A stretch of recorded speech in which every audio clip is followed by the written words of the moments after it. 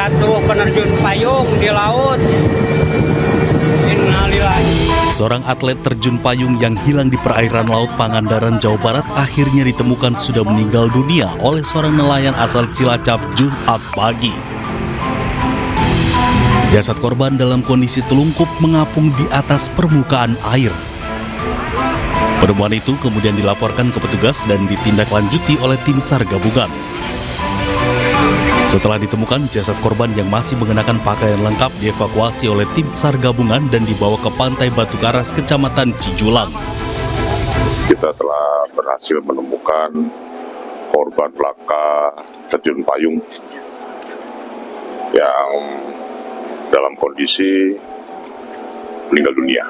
Kemarin prediksi kami dengan arus yang sangat kuat, kemudian pasang surutnya air, kami perhitungkan korban telah agak menjauh dari TKP.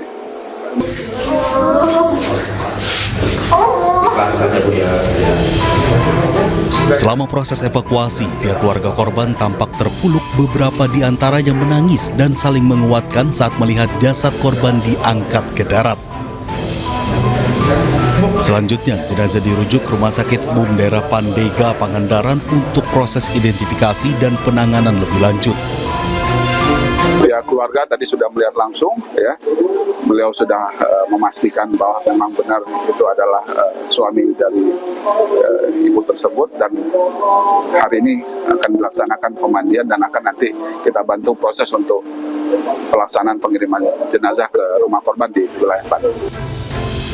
Sebelumnya, dua atlet terjun payung dilaporkan mengalami kecelakaan saat melaksanakan latihan persiapan babak kualifikasi Pemprov Jawa Barat di Bandara Nusa Wiru, Kecamatan Cijulang, Kabupaten Pangandaran pada Selasa 30 Desember 2025 lalu.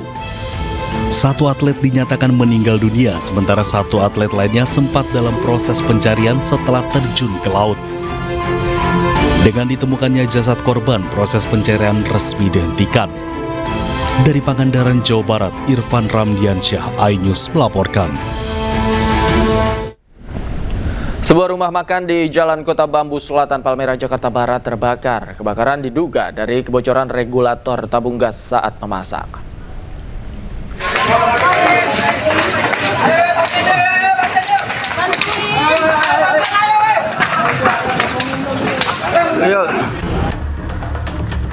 Kobaran api disertai kepulan asap membumbung tinggi dari sebuah rumah makan di Jalan Kota Bambu Selatan, Palmerah, Jakarta Barat, Jumat pagi. Banyaknya material yang mudah terbakar membuat api dengan cepat menghanguskan bangunan yang didominasi kayu. Kebakaran diduga dari kebocoran regulator tabung gas saat digunakan untuk memasak. Belasan unit mobil pemadam kebakaran dan puluhan petugas pemadam kebakaran yang tiba di lokasi langsung berjibaku memadamkan api agar tidak menjalar ke bangunan lain. Kabulatornya, nah karena pasti kalau itu dalamnya tuh gasnya itu udah ada api, nah udah ada api itu saya sendiri yang ituin, nah agak sulit untuk handle soalnya dibuka ke atas nyembur semua. Kebakaran dapat dipadamkan 30 menit kemudian. Tidak ada korban jiwa dalam peristiwa ini, sedangkan penyebab pasti kebakaran masih dalam penyelidikan Polsek Palmerah dengan memintai keterangan sejumlah saksi dan memasang garis polisi. Dari Jakarta, Miftahul Gadi, iNews melaporkan. Pemirsa, polisi mengevakuasi jasad satu keluarga yang ditemukan tewas di Warakas, Jakarta Utara. Diduga mereka tewas karena keracunan makanan karena ditemukan busa di mulut para korban. Mundur,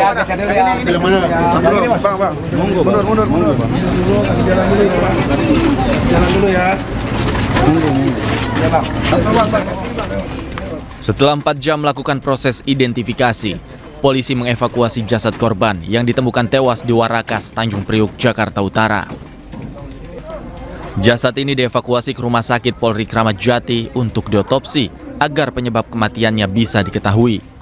Selain jasad para korban, polisi juga membawa barang bukti dari dalam rumah korban yang merupakan satu keluarga tersebut. Dari identifikasi sementara, korban diketahui bernama Siti Solihah, berusia 50 tahun, Afiah Adilah Jamaluddin berusia 27 tahun, dan Adnan Abrar Jamaluddin berusia 13 tahun. Selain 3 orang meninggal dunia, ada 1 korban lain bernama Abdullah Syauki yang kondisinya kritis. Ditemukan adanya penemuan mayat terhadap 3 jenazah yang berjenis kelamin, 2 perempuan dan 1 laki-laki. Selanjutnya kami melaksanakan olah TKP bersama dengan tim IDEN dan juga dari Dokes Polres. Untuk saat ini masih kita dalami terkait dengan penyebab kematian dari para jenazah tersebut, dan saat ini jenazah sudah kami bawa ke RS Polri. Polisi saat ini masih mengumpulkan sejumlah bukti dan memeriksa saksi untuk mengungkap kasus ini. Dari Jakarta, Sofyan Firdaus, iNews melaporkan. Dan pemirsa, untuk mengetahui informasi terbaru terkait tewasnya 1 keluarga di Warakas, Tanjung Priok, Jakarta Utara, sudah ada rekan kami Ismalia Medasari di Polres Jakarta Utara. Selamat malam, Ismalia, ada informasi terbaru apa terkait kasus ini dari kepolisian? Ya, selamat malam Davi dan juga pemirsa. Untuk informasi terbaru, kami masih menunggu statement resmi dari Polres Jakarta Utara karena memang nantinya akan diberikan statement resmi oleh Kasat Reskrim Polres Jakarta Utara. Namun Davi, dapat kami informasikan untuk olah TKP tadi sudah dilakukan dan selesai sekitar pukul 17.00, dan dari tim Inafis membawa dua kantong berwarna coklat, namun memang tidak dibeberkan apa saja isinya, apa saja yang ditemukan atau dibawa dari olah TKP tersebut, karena memang Davi sebelumnya ini yang ditemukan satu keluarga tewas dengan satu kondisi yang cukup kritis. Jadi 3 orang keluarga ini tewas dan sudah dibawa ke RS Polri Kramat Jati untuk diotopsi, dan satunya ini kritis dibawa ke RSUD Koja. Dan dapat kami ceritakan sedikit untuk kronologinya, tadi sebelum ditemukannya keluarga ini tewas, ada 1 anggota keluarganya yang memang datang ke rumahnya lalu melihat anggota keluarganya ini sudah tergeletak. Setelah itu dia berteriak dan dia melaporkan kepada RT setempat. Namun tadi kami juga sempat berbicara dengan tetangga keluarga korban sebelahnya. Ini mengatakan bahwa sebelumnya tidak terdengar ada keributan ataupun mungkin ada sesuatu yang mencurigakan, dan dia keluar sudah dipenuhi oleh masyarakat atau warga yang berkumpul, karena memang juga tempat kejadian perkara ini sudah diberikan garis polisi. Dan tadi tim Inafis sudah selesai melakukan olah TKP. Nantinya kami masih akan menunggu statement resmi dari Kasat Reskrim Polres Jakarta Utara. Untuk nantinya kami akan update kembali kepada Davi dan juga pemirsa. Sekian, kembali ke Anda Davi. Baik, terima kasih Ismalia Medasari melaporkan langsung dari Polres Jakarta Utara. Selamat malam, selamat bertugas kembali. Pemirsa, sejumlah kebijakan perpajakan mulai diberlakukan Menteri Keuangan Purbaya pada tahun 2026. Diketahui target penerimaan pajak 2026 meningkat 7,69% dibanding target tahun 2025.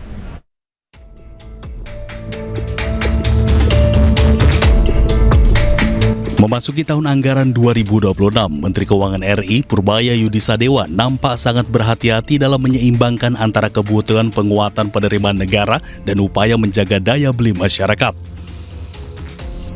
Terkait hal tersebut, sejumlah kebijakan strategis telah diputuskan untuk diberlakukan.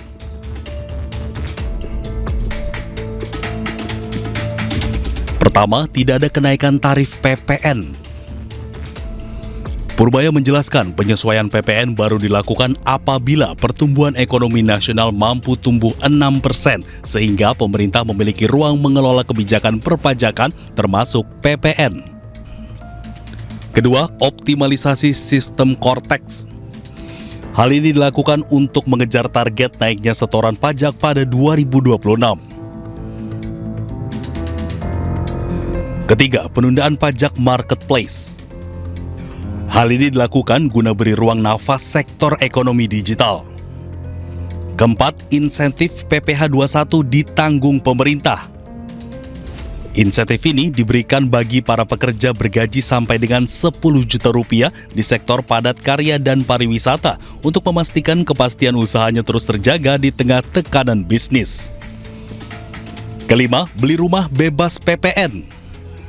Fasilitas ini berlaku untuk pembelian rumah tapak maupun rumah susun dengan harga jual maksimal 5 miliar rupiah.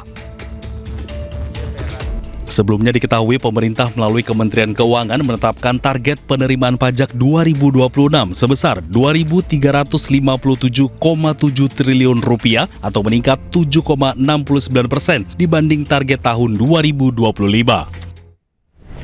Seorang atlet terjun payung yang sempat dilaporkan hilang di Laut Pangandaran, Jawa Barat akhirnya ditemukan meninggal dunia. Usai jeda, kami segera kembali. Setelah jatuh penerjun payung di laut. Innalillahi.